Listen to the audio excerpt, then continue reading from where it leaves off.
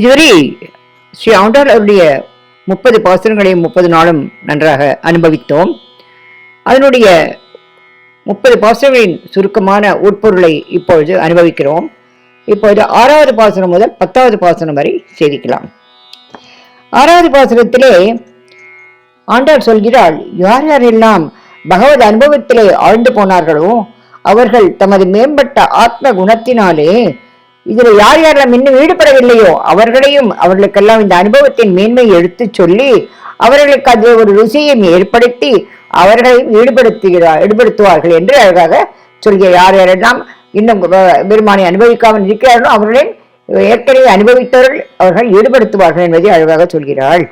7வது பாசுரத்தினாலே இந்த உலக விஷயங்களில் ஈடுபட்டிருக்கிறான் ஒருவன்.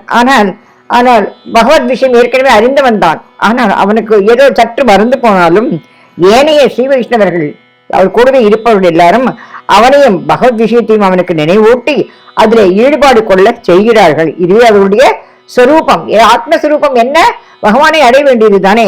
சற்று மறந்து போனாலும் அவனை ஞாபகப்படுத்தி நீ இப்பேற்பட்டவன், பகவானை நீ அடைய வேண்டும், அதற்கான முயற்சி செய்ய வேண்டும் என்று ஞாபகப்படுத்தி அவனை அதிலே ஈடுபாடு கொள்ள செய்கிறார்கள் என்று அறிகிறோம். 8வது பாசுரத்திலே பகவத் அனுபவத்தில் ஈடுபட்டு சிறந்திருப்பவர்களை எல்லாம் பின்பற்றி அவர்கள் காட்கின்ற வழியிலே போவதுதான் எம்பெருமானை, அப்படி போய் எம்பெருமானை அடைவதுதான் நமக்கு சொரூபமாக இருக்கிறது. நாம் அதிலே தான் போக வேண்டும். நமக்கு வழி தெரியாமல் போய்விட்டோம்னா என்ன செய்வது? ஆகினாலே முன்னாடி போனார்களே நம்முடைய முன்னோர்கள், அவர் வழியிலே போய் நாம் பகவானை அடைவோம் என்று சொல்கிறாள். 9வது பாசுரத்திலே இப்படி ஏற்கனவே தம்மை பின்பற்றி வருகிறார்களே அப்படிப்பட்டவர்கள் யாரே பகவத் அனுபவத்திலே சிறந்து விளங்குபவர்கள் பின்னாடி நம்மை தொடர்ந்து வருகிறார்கள் என்றால் அவர்கள் என்ன பண்ணணும்?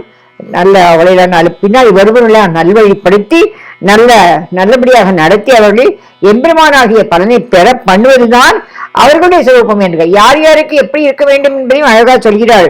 முதல்ல 7வது பாசுரத்திலே பகவானை பற்றி மறந்து போனாலும் பாக்கி பெரியவர்கள் எல்லாரும் அவனை ஞாபகப்படுத்தி அதில் ஈடுபட வேண்டும் என்று சொன்னால் 8வது பாசுரத்திலே பகவத் அனுபவத்திலேயே சிறந்திருப்பவர்களை பின்பற்றி அவர்கள் காட்டுகிற வழியிலே போனால் எம்பெருமானை அடைந்து விடலாம் என்று சுலபமான வழியும் சொன்னால், இப்போ 9ஆம் பாசுரத்திலே இப்படி பகவத் அனுபவம் நிறைய ஏற்கனவே இருந்த அனுபவம் பெற்றவர்கள் பகவத் அனுபவத்திலே ஈடுபட்டு இருப்பவர்கள் இப்படியே என்ன பண்ண வேண்டும்?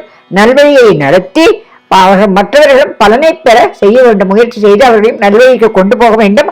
அதுதான் அவருடைய சொரூபம் என்பதையும் அழகாக சொல்கிறாள். இப்போது 10வது பாசுரத்தினாலே பகவானாலே சந்தோஷப்பட்டவர்களே பகவானுக்காக என்ன காரியம் செய்தாலும் அவன் சந்தோஷப்படுகிறான் அல்லவா? அப்படிப்பட்டவர்களை எல்லாம் பகவத் அனுபவம் வேண்டி அனுஷ்டானம் அவர்களெல்லாம் எப்படி பண்ணுகிறார்கள் என்றால், பகவான் எதெல்லாம் பண்ணினா பகவான் சந்தோஷப்படுவானோ அந்த காரியங்கள் எல்லாம் செய்வார்கள். அதுதான் அவர்களுடைய ஸ்வரூபம் என்று அழகாக சொல்கிறார்கள். இதுதான் என்ன செய்ய வேண்டும்? உகக்கும் அவை உகந்து உகபாது அவை ஒழித்து என்கிறார் சுவாமி தேசிகன். உகக்கும் என்றால் பகவான் எதையெல்லாம் நாம் செய்தால் சந்தோஷப்படுவானோ அந்த காரியங்கள் எல்லாம் நாம் மேலே மேலே செய்ய வேண்டும் என்பதை இந்த பாசுரத்திலே அழகாக உணர்த்துகிறாள் ஆண்டாள். மேலே பார்க்கலாம் 11வது பாசுரம் அடுத்த வீடியோவிலே.